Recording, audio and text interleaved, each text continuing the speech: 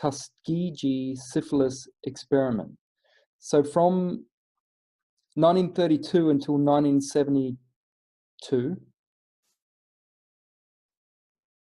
the US Public Health Service conducted a clinical study known as the Tuskegee Syphilis Experiment.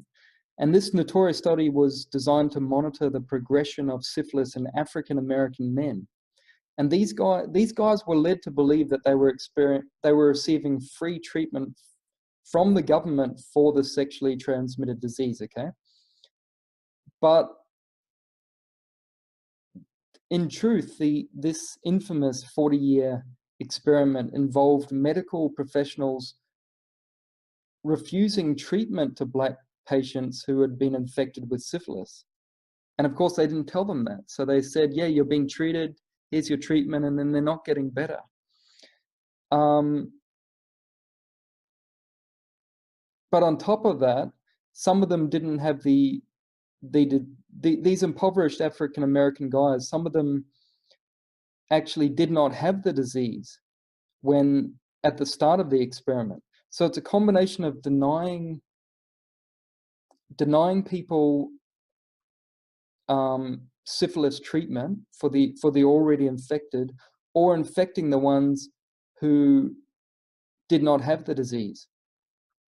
But these men they thought they were getting the best treatment. They were getting free medical care, free burial insurance, free meals. And they were also told the study was going to last 6 months. It lasted 40 years, as I said.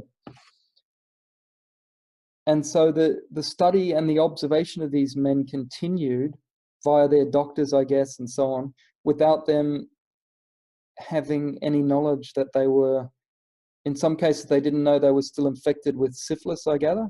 In other cases, they knew they had syphilis, but they couldn't get treatment for it. But they were actually being told they were being treated for bad blood. And that's a colloquialism describing various conditions like syphilis, anemia, and fatigue. So it's what, the Tuskegee syphilis study is one of the most infamous biomedical research studies in US history, actually.